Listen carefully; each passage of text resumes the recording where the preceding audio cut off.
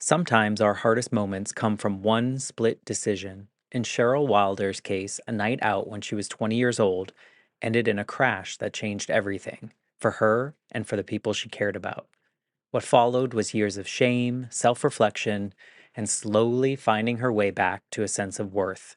Cheryl shares what it means to live with moral injury and how she eventually found forgiveness and why she now speaks openly about a story she once kept in the shadows.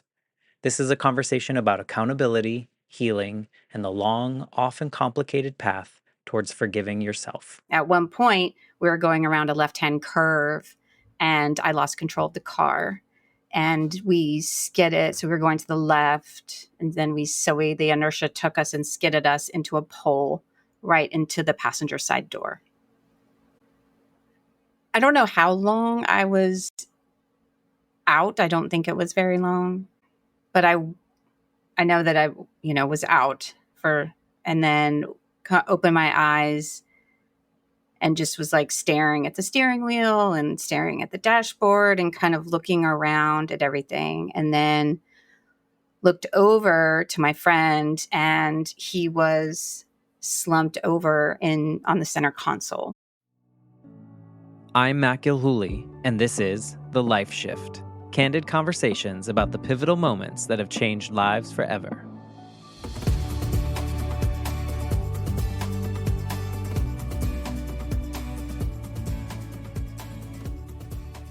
Hello, my friends. Welcome to the Life Shift podcast. I am here with Cheryl. Hello, Cheryl.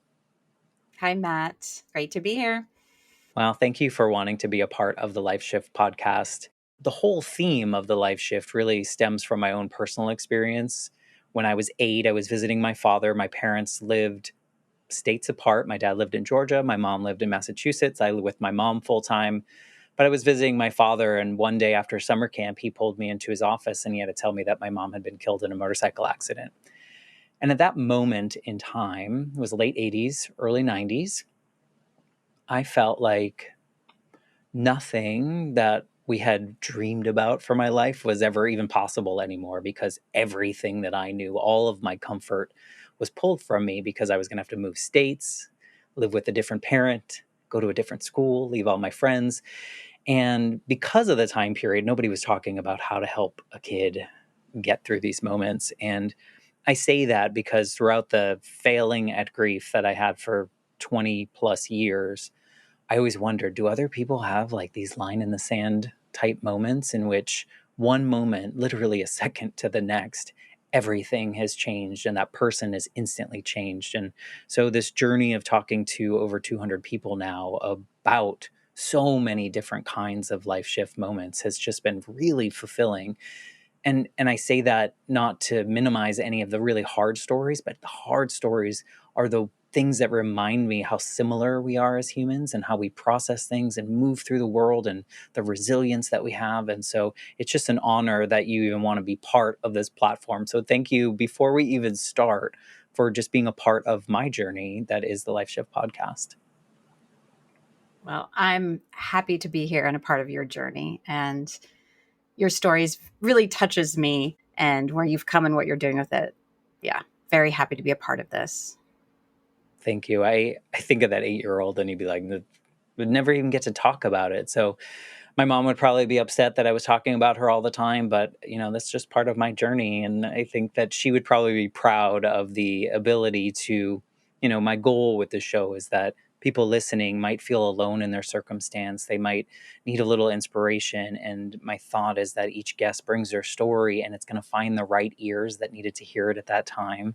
And maybe their experience will be a little different. So, it's a nice little nod to my mother and my grandmother and all the people that have been a part of this show. So before we get into your story, maybe you can tell us who Cheryl is in 2025. Like, how do you show up in the world? How do you identify these days? Well, right now I'm identifying as a lover of false fall in North Carolina because we dropped like 20 degrees in the last week or so. So very Jealous. happy with this transition in weather. As a person, I've been going through a lot of change over the past year in my career because I raised kids and stayed at home and did part-time work the whole time. And so for the past couple of years, but really the past year, I've been putting a lot of effort in my next career. I'm another 20 years of working. So I'm showing up with intention. I'm showing up anchored in my work, a little frightened, but also excited. So yeah, I show up ready to hit the pavement, I guess. So I mean, mhm. that's half the battle, or maybe more than half the battle, because I think sometimes we're not really prepared for that, and especially I would imagine that there is a challenge of having not been in the full-time workforce for maybe as long as you were. Probably a whole different world now too, right? Definitely. Well, and I mean, I'm working for myself, so I'm not going into to a company or anything. And I've actually never worked corporate. So, Okay. Well, yeah, lucky I've you. always been small, small business or working for myself. So that's been really nice. So, but it's a landscape. I still have, my clients are people in those spaces, and I still have to understand what's going on in those spaces. So there is their learning curve, of course. I was a web designer while my kids were little, something I could do at home. I self-taught web design back in 2012, focused on WordPress sites.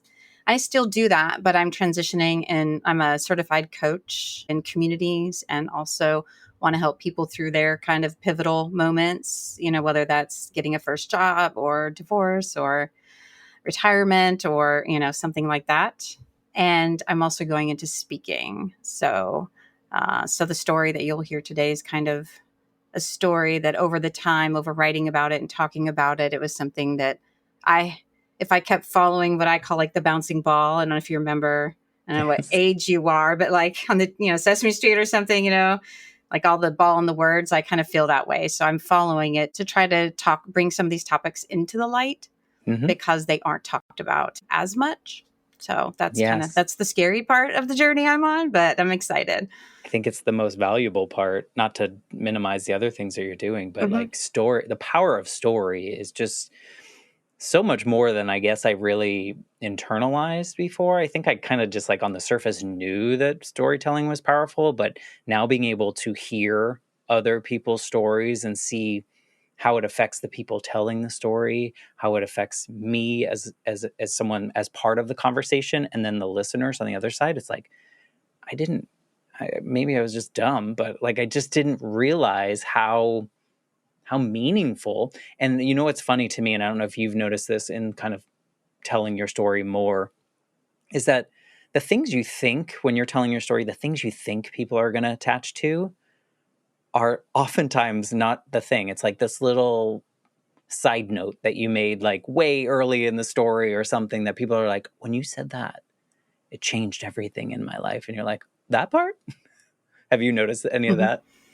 Hmm. Oh, definitely. And I'm prepared for it. I got my MFA in poetry. So in writing poetry, like I don't have an expectation that the reader is gonna take what I got from it. Like Hmm. I don't even expect them to. I actually don't even want them to necessarily on a certain level. I don't want them to be way off. I don't want to be laughing if it's something I thought, more heavy.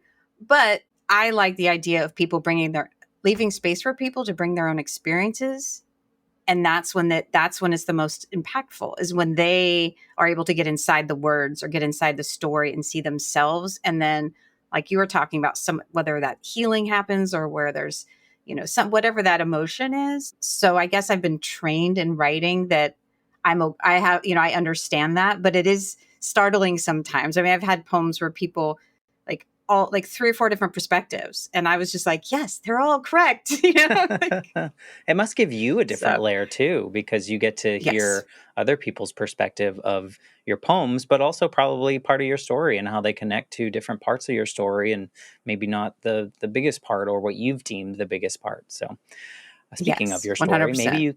maybe you can kind of paint the picture of your life leading up to the main pivotal moment. I understand you probably have multiples, but the one that we're going to talk about today, and kind of paint that before picture of Cheryl. So without, going back too far, I think one thread that's important to, or for me, I guess that's important to the whole story is, so I wrote my first poem when I was in fifth grade. And then I proceeded I didn't get in trouble for it, but I was definitely questioned about it. So I stopped writing. And then in high school, my English teacher that I had for 2 years really encouraged my writing and nurtured me. And so by the time I ended up leaving high school, I was like, I'm going to be a poet. I don't know what that means. Like, there's no poet, they used to have the want ads. They don't have them anymore. So I didn't know exactly what to do. I wasn't a great student because I'm not a auditory learner. So the traditional lecture style doesn't work for me. And I didn't think I was very smart because of that. So I left school. My parents were divorced. My dad, so this is kind of all the little droppings before, right? My parents were divorced. My dad, once I turned 18, was like, I'm not legally obligated to talk to you or your sister. So he stopped talking to us. That's hard in itself. Yeah. So that's its like own abandonment of. Oh, yeah. Did you internalize that? I feel like as a kid with a dead parent, I also had abandonment issues just because that's what it feels like when you're that age. But you had like definitely. Yeah. And I mean, I felt it before when I was 11, my mom moved us to a different city to be closer to her family. So my dad, as soon as I got divorced, I mean, he was just like, I'll be every other weekend. Even if I live 2 blocks away, I'm never going to see you more than what says on paper. So I'd already kind of felt abandoned by him emotionally, and also just because I felt like I was a burden. So when he stopped talking to us, then I was like, oh, I guess I was right. Which is like validating, but also like so disappointing and really hard. So disappointing.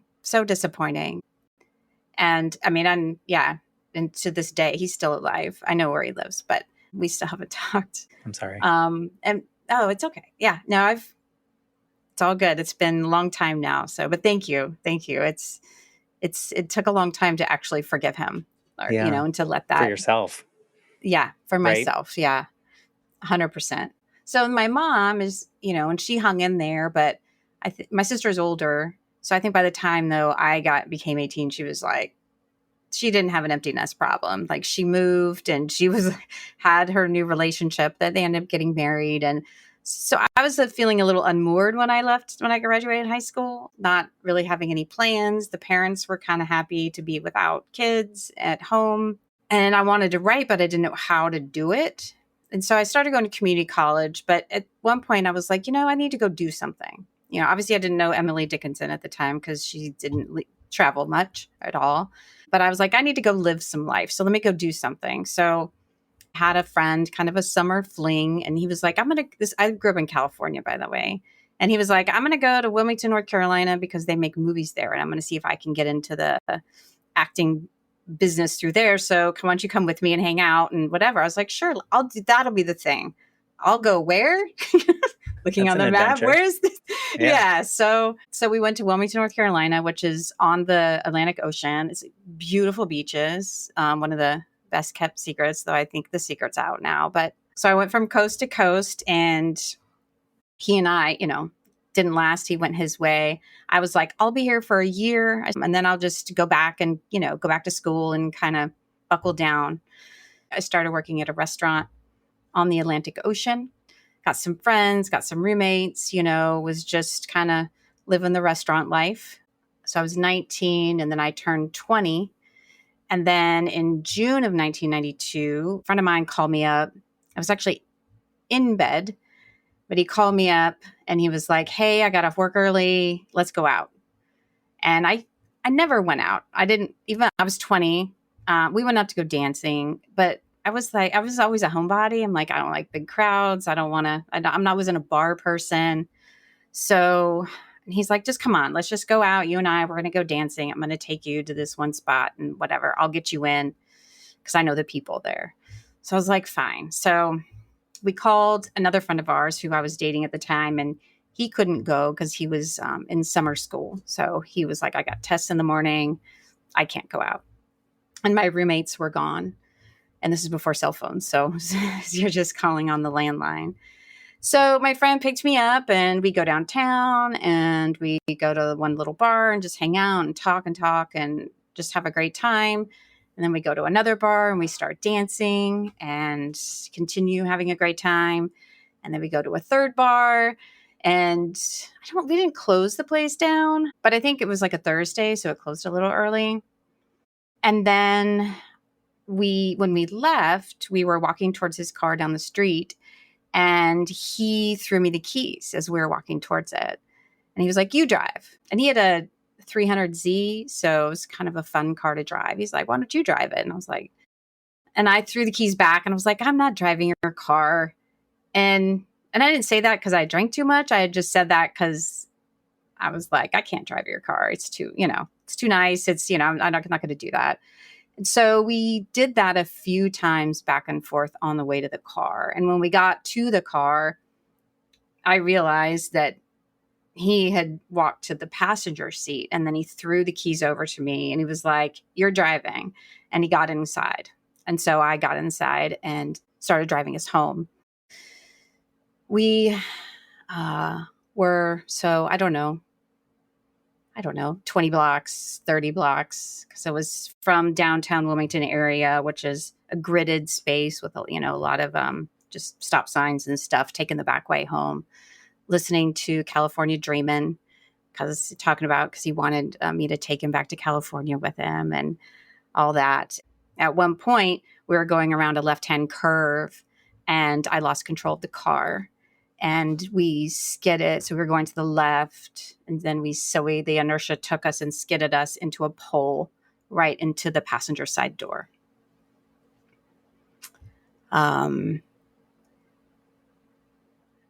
don't know how long I was out. I don't think it was very long, but I know that I, was out and then opened my eyes and just was like staring at the steering wheel and staring at the dashboard and kind of looking around at everything. And then looked over to my friend, and he was slumped over on the center console. And I was pleading with him, like, "Wake up, we got to get out of the car. We got to get out of the car. Wake up, we got to get out." And he wasn't moving. And then I was just, "Please wake up." And so he didn't move. So I leaned over and could hear that he was breathing. He was but it was a curdling, like there was saliva, blood, but he was breathing. And so I got out of the car and just stood there. And there was an apartment complex close. And so someone approached me. I know he's male. I don't remember anything really about him, and then I heard sirens from far off, and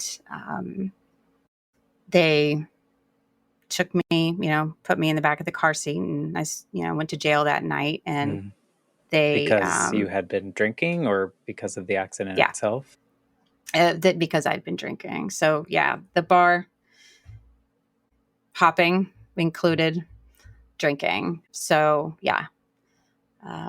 I don't remember what I blew, but it was I was over the limit. I was over the limit. Yeah, I definitely should not have been driving. So they took me in and they took him to the hospital. He spent 4 months in a coma. He suffered a stroke. The part of his head that he hit was like the part that had to relearn everything, like how to walk and how to talk. And I don't know the extent of the damages because I wasn't allowed to have a relationship with him afterwards. So I know like he survived, and I don't know what he's at, but I did see him years and years later, and he kind of he had been able to get some work, doing the back stuff, and he had a caretaker, but he couldn't live on his own, and he had, I don't know the other problems, but yeah, that is a giant life shift moment that I can imagine that there's so many emotions that happen with that. Like, what do you recall? Like, what was the main, like, what came up first? Was it fright? Was it shame? Like, what was the main emotion that came with that? Because it feels like it could be any of those. Mm-hmm. My first reaction was like, what did I just do? Like, what? So it Like, was it like a was blame. questioning. It was kind of a shock. What happened? What just happened? Like, what did I just do? And I kept asking myself, like, that when I went to jail, I was just like in this little cot staring at this stone wall that's all rough and stuff and just looking at it and like I could almost feel all my sense of understanding about the world, of what it means to be a person, like draining out of my mind. It just started going, I mean, not like blank, like I didn't have thoughts, but I don't know if I can explain that, but it was really, what did I do? And it was very much blame. And also like, how did I get here? Like, how did I get to a point where I made this choice? This is not me, like, what did I Right, that wasn't do? the life you were living. It No. wasn't your traditional every Thursday you went and did this, and this was just like on a whim, kind of. Yeah. You Yeah. went out. So it was a very questionable sense of self. Just that was probably my first. And then adding to the fact that like he was severely injured, I could imagine that that becomes a whole complex piece where we naturally as humans will now absorb that blame and some sort or some kind of guilt. And I don't know if is it rightfully so? Is it like how do you process that to understand like accidents happen? That that took me a really long time to get there. I it so it's like, I think it's these two pathways in our brain. Like, I knew for a fact, like, if this was my friend, like if this was two other people, like that's an accident. Like, and I know that that person didn't mean to, and I know that that person should forgive themselves, and I Like if it know wasn't you, that like if it if it was two wasn't other people. me, right? Like if I was Yep. saying to somebody else, like I knew that, Right. but I also knew that since it was me, that I knew better than to get in the car. I knew better than to put myself in that position. And that moral weight, like actually just learned about this term moral injury not too long ago. And that's really what it is. It's this, I had a better sense of self. Like I knew right from wrong, like on this level, like this way, right? And I broke that. Like I broke a code for with myself, with my friend, like society. I mean, drunk driving is like a huge blister, right? On our, that it's everywhere. Don't, so I knew that I had just broken my social contract, and that's how I felt. So on so many levels, I couldn't continue to grasp the fact that it also mattered that I didn't intend it, right? Like I couldn't get there. It took a long time to get to that point. And I know that because if he would have walked away like I did, it would have been a very different thing. But it was very much tied to the fact that the situation altered his life, like, completely. So It's a split decision, kind of, not the choice to drive, because I mean that was a back and forth. That was a like you guys went back and forth how many times, and it could have been either of you that ended up with the keys in that moment.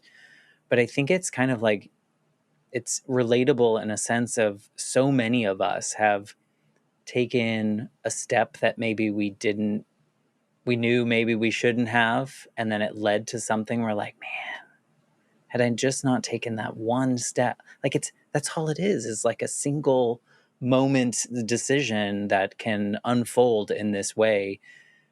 But it's like a hard thing because now people see you as the driver, right? So you now have public perception of whatever happened. And did that weigh into you and kind of overwhelm, or did you have more people that were logically like, it was an accident, poor choice probably, but accident?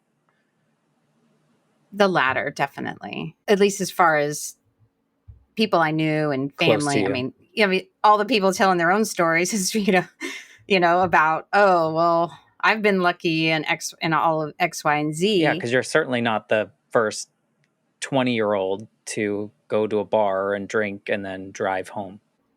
It was my own moral, like it was the standard that I broke within myself. And I don't think I know I wasn't able to convey to anybody at the time the moral injury because I didn't understand it. I didn't because people who love me and who cared about me and their intentions were 100% altruistic. But, to tell somebody like, oh, it was just an accident, you didn't mean to, didn't help all of the weight, and it didn't help all of the other things. So like I could kind of compartmentalize that a little, but that was tied to my friend being hurt.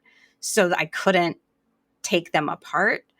And I didn't have the emotional intelligence or the understanding at the time to communicate, no, this is not just that. Yeah, this is something that's multi-layered and very messy. And, I got help, but it was my own stuff too. Yeah. What does that path to recovery for you look like in a way of finding self again and finding confidence in yourself? I don't know, whatever maybe you fell out of you looking at that wall, like what does that path to rebuilding look like? Well, for me, there was a moment the crash was in June of 1993, and then the court waited for him to see if he was going to die. So I had a manslaughter charge pending, depending on what happened. So he came out of a coma and then got, to the point where he was going to get out of the hospital. So my court date was like the following August. So it was like over 12 months. So I kind of had this year of limbo. And at one point, and I was completely lost and just, I just went to work. People are like, oh, this is horrible. And I'm like, just go to work. Just checking the boxes and living. Just checking the boxes. I'm like paying the bills, I know how to do these things. I know how to keep living. Luckily I did not, depression wasn't on the table for me. I was very lucky. But about, I guess, May, so a couple months before the court date, I was in this situation actually at a concert, and this guy that I met that I was talking to, and he was like, you could just run away with us. You could just come with us and we'll go and, let's go travel. He's like, I've got a warrant out for my arrest, like you don't have to go to your court date. And at the moment I was like, it had never occurred to me. Like, it's not even in my brain chemistry to be like, oh, I'm going to run away. Like, that's just not who I am. But it was when I thought about it, like in real time, I was like, well, let me think about this. I'm so thankful for him for that opportunity because it provided me a moment to intentionally say, no, I am dealing with this. And not only I'm not going to just go home and like go to court, pay my dues, and then get some job and like live half-assed, or you know what I mean? Just like tick the boxes. I'm going to go home and I'm going to do my thing and I'm going to make something out of it. Like I'm going to intentionally get better and figure out how I can make something out of this. And so I was really grateful for the opportunity to choose that path because it really like presented itself. I mean, I could have easily gotten in that car. I mean, I would have eventually gone to jail, but I mean, at least for a while, I could have took a very different path. Yeah, and that was, it's another like life shift in a way of like someone stopping you in like a mirror to yourself of like, look where you could go. Or what do you want to do? Like, what is your moral contract? How do you make it? How do you make you again? So, I mean, sometimes people just get placed in front of us for the right reasons, and like, thank for that one to give you like, I could go that path, but no, that's not what I want for my life. That's not what, So that was the beginning, and it was slow for me. Not easy. I didn't believe I still, for years, didn't believe that I deserved to feel better. So that was one of those paths in my, like, I always lived, I know that you can hold not you, anybody or me. It's we can hold two thoughts at once that are opposing and get through them. And that's actually how I survived. I actually, because I did not believe I should be happy. I did not believe that I was worth it. I didn't go to therapy because of it. I was like, you don't deserve to feel better, so you're not going to go to therapy. And the other side was, I do believe, when the Dalai Lama says this, I do believe that people are worth it. I do believe that I'm worth it. I am one of those people. And so those are the things that just were parallel until they eventually met. And then what superseded was, you are worth it, and this is what you're doing. And that was reading and just being as mindful as possible. I mean, I was just self-learning for me for a long time. When did you finally feel worth it? Like, was it an external thing, or was it an internal thing? Like, did someone recognize something about you that finally hit the mark? Good question.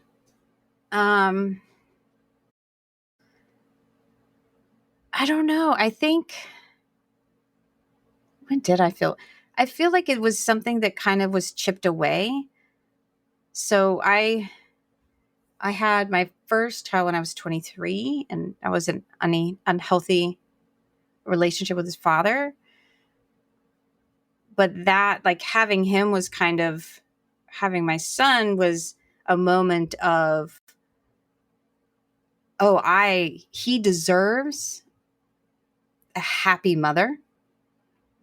So I'm going to work to give him a happy mother, like a truly, not just, like, I'm going to do so it kind of doubled down on the work. He just being able to be a mother, like, did give me some pride in myself. And not that I was, obviously, I mean, we all make mistakes, but just in that being there for him. So, and then at one point, like, with my husband now, I'm like, I got to the point where I could really allow somebody in and to love me. So, like, that was another piece, right? So I think for me, it's been layered. And actually, this piece that I was talking about in the beginning, like this past year with this new career, I called it going public with speaking about it. And my shame is, like, reared its head over the past year. Like, I call it my shame beast. It still lives in there. You got to make space for it. But all year long, it's just like, you shouldn't do that. You can't, you're not worthy of doing this. So it still rears up. And I know how to be like, no, we do this all the time. We know how to do this, but it hadn't done that in a long time. It's just that this is another layer of me saying, I'm worth this work. Because this is me being a person in society in a different way. And I used to think that I was, a pariah on society. So that I'm not surprised that my shame is, like, rearing its head, but it allows me to kind of, take another, layer of that off, or add a layer of worth, whatever metaphor you want to, I would imagine put on it.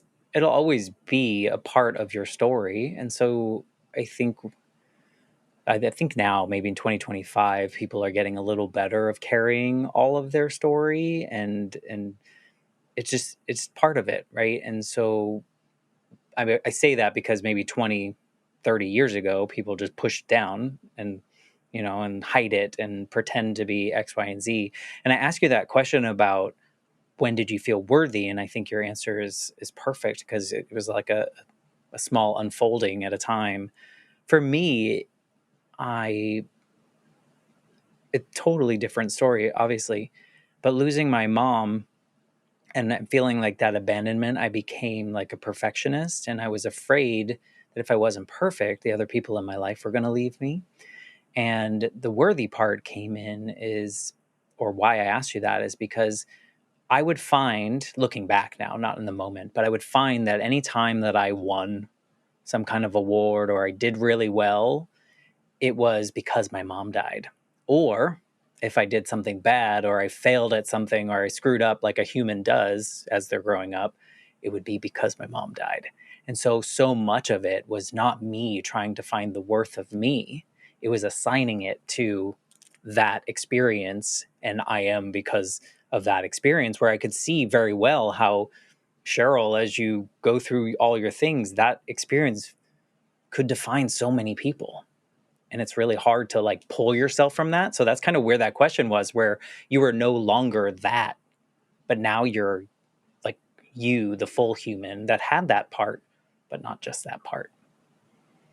So it's an interesting, it's, these are the moments in which I hear story totally different than mine, not something that I have experienced in that way, yet the feelings and the way you describe certain things make make my experience make more sense to me. And so Mm-hmm. it's like a crazy power of story.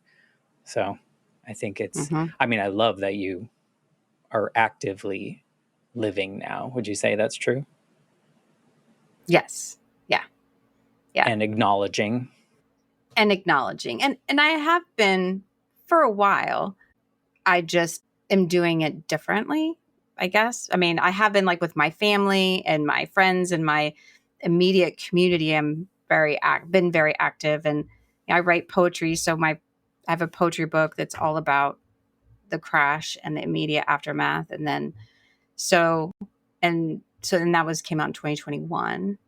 So it's, Was that healing to oh, it write was that? huge. Yeah, oh yeah, it's frightening, of course, but it's extremely healing. And I think, and even more so, I mean, because for me, writing poetry, I mean, there is a lot of course, there's therapy, but for me, part of the therapy is actually taking the therapy out of the poems so that you don't, like, What does that mean? well, because if you like to, a lot of times when you first do like a first draft or a second draft, there's a lot of overwriting and a lot of stuff that doesn't necessarily serve the poem, but it's part of the process of healing, like you would almost like in a journal or like in therapy writing.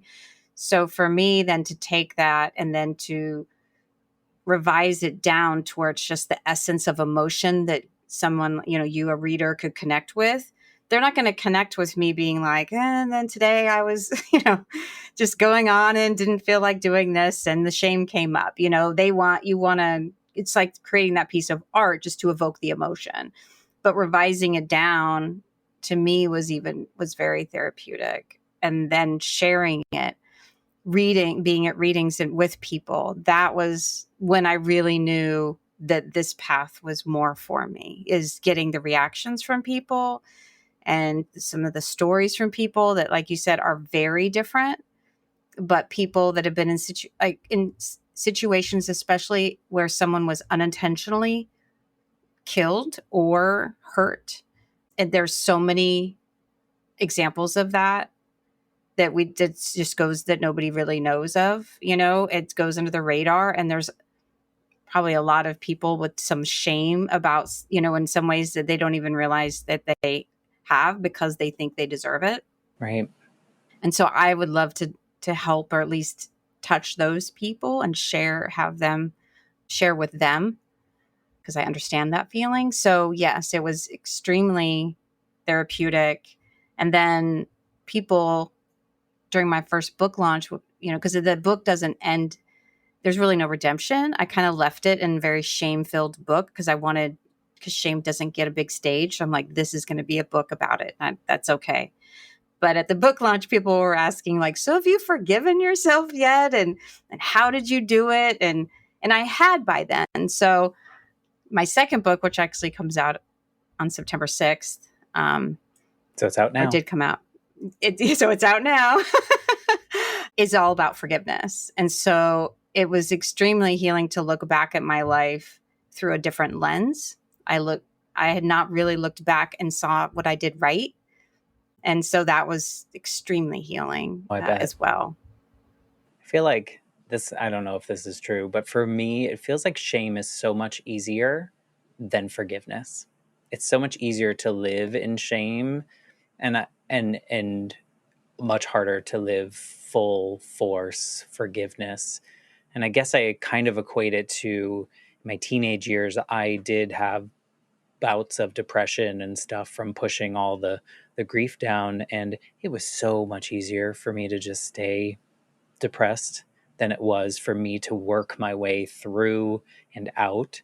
So kudos to you for shedding some or all of that shame and finding the forgiveness for yourself, because I know that was not an easy thing to do. No. I have a poem. Do you know what a katana is? It's a The Japanese sword. sword. Yep. Yeah. And it's very like painstaking and a long process to actually make one perfect. So I have a poem in the book that's called Learning to Forgive. And it's all about the process of making that sword. Because it's, for me, it's that hard. It was for me that difficult. Oh, I can't imagine. I mean, I guess I can in a smaller way, and we shouldn't compare things, but I mean, I commend you for that, because it's a journey that is so much harder than just living in, not to say that shame is easy, but it can be weirdly comfortable to live in a bad state, and it's just becomes easy after a while. So I think that's really challenging. I was thinking as you were telling your story, is like your story's not really necessarily a before and after. It's almost like a before, a middle, and a now, in a way, because it feels like that earlier version of you is maybe not that different than the current version of you. But there was this like middle ground in which you kind of lost the ground. You lost the things that maybe were pushing you forward, and maybe you're much more full human now, but it seems like the early version and the current version are maybe more similar than maybe that middle version. Would you say that's true? That's a really interesting perspective on that. You can tell me I'm I wrong too. That's totally fine. oh Just no, curious. well, it's so when I first met my husband, I would always say like, well, anybody would do this, because he knew how much I was working on it. He's like, no, no, no, no, no. He's like, you're not giving yourself enough credit. This is who you were before. This is the part of you that was there, that whatever it is, whether it's just you're tenacious or you just, it's my poet. I always say it's my poet mind that wants to reflect and know things. So he really helped me kind of own the fact that it was me before is part of the person that I am now. So I kind of, when the crash first happened, I would, felt like that it was, people say, oh, I have a clean slate. Well, for me, mine was broken. It was like a shattered slate. And I had to figure out how to put the pieces back together and to like be an adult. I was 20, so I didn't even know what it was like to be an adult. I still don't know what it's like to be an adult. Good luck. Yeah, right. So perhaps, I think, I don't know what my path would have been. I can't know that.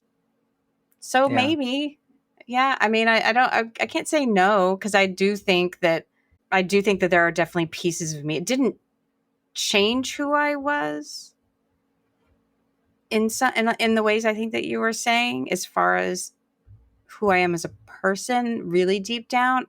I really think it helped me double down on it, and also really try to understand like what it meant to live like a good life, and I use quotes for that because I didn't know what that meant. And so it turned me into a researcher in a way that I never would have. More intentional living, it seems. Definitely more intentional living. I definitely, I got into, I'm not a big adopter just on one style or system or anything, but the mindfulness really helped me because I was really OCD about making decisions for a long time for, I guess, obvious reasons. And so the mindfulness really actually helped me be aware in the moment, and this is how I spent my 20s. I guess that's the other thing is like, I just spent my 20s. This is what I would do when I wasn't doing anything with anybody else. I'd be thinking about my actions and my intentions and working on my mindfulness just so that I knew I wouldn't be in that situation again. So I think it definitely changed that. I would not have done any of that. So it definitely made me more intentional and more mindful. I think I went through like that midlife crisis, because really on, because I'm 51, so I'm experiencing that in a different way now. And with people around me, those are the same things I was feeling when I was in my early 20s. So Yeah.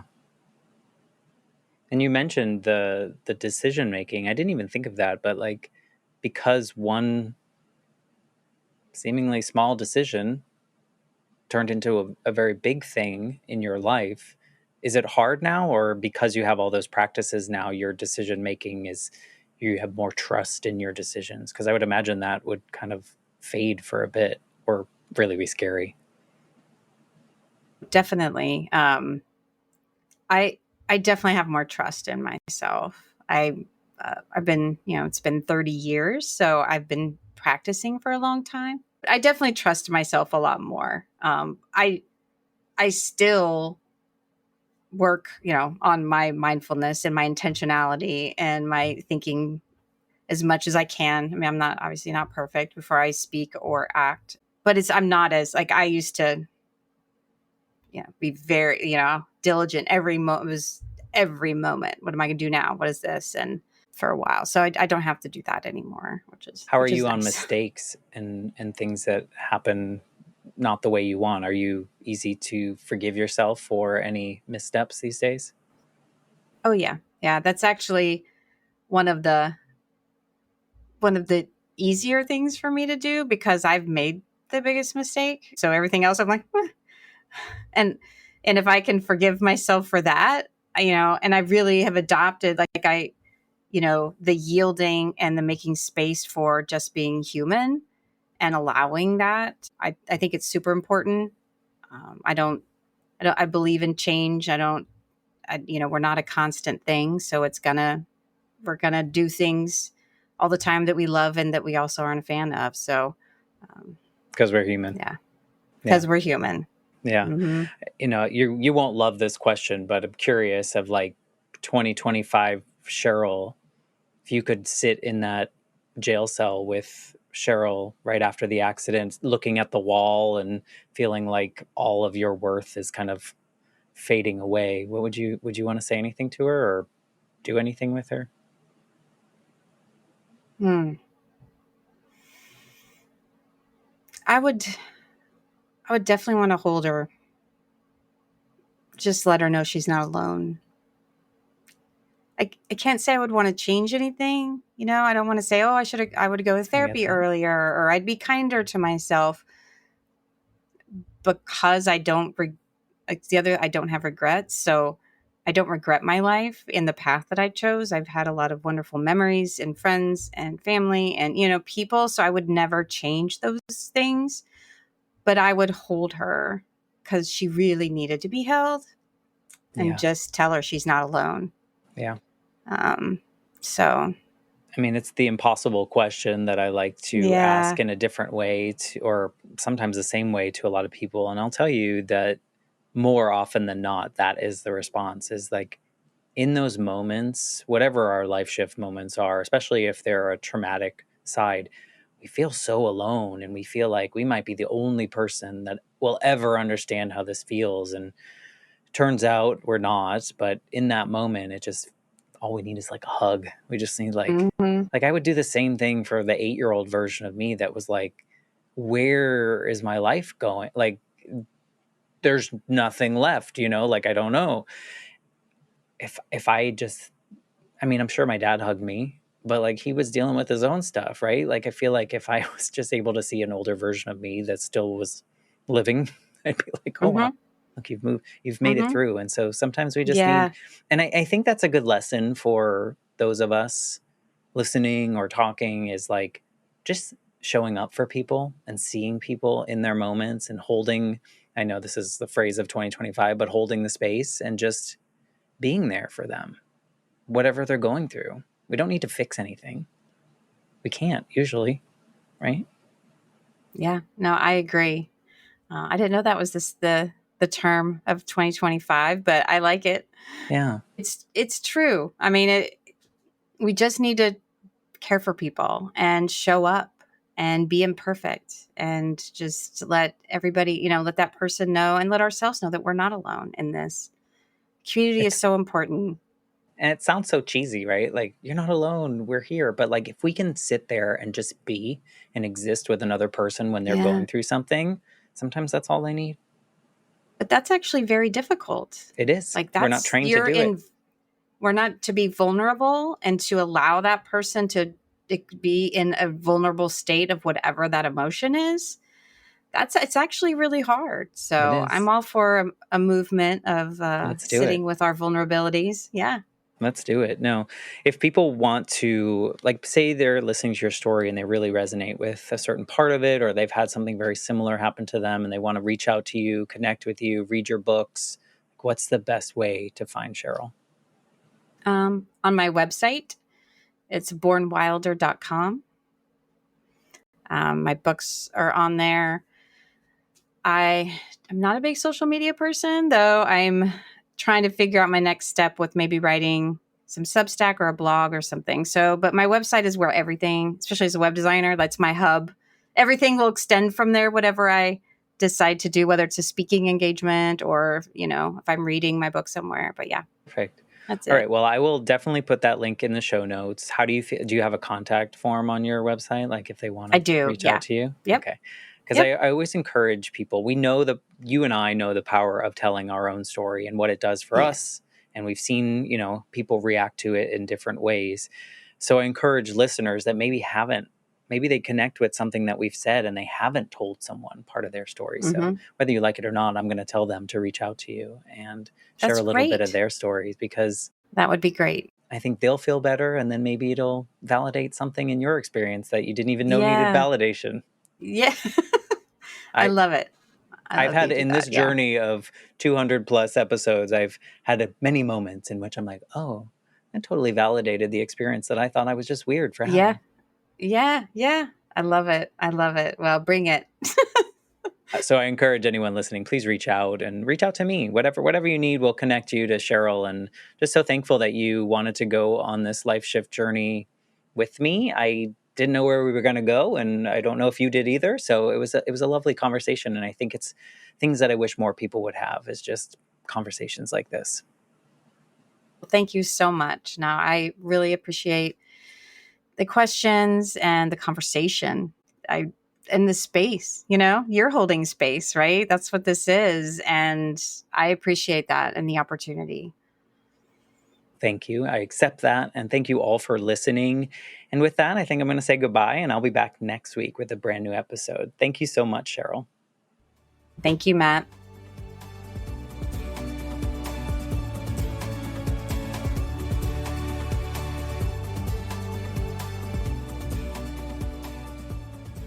For more information, please visit www.thelifeshiftpodcast.com.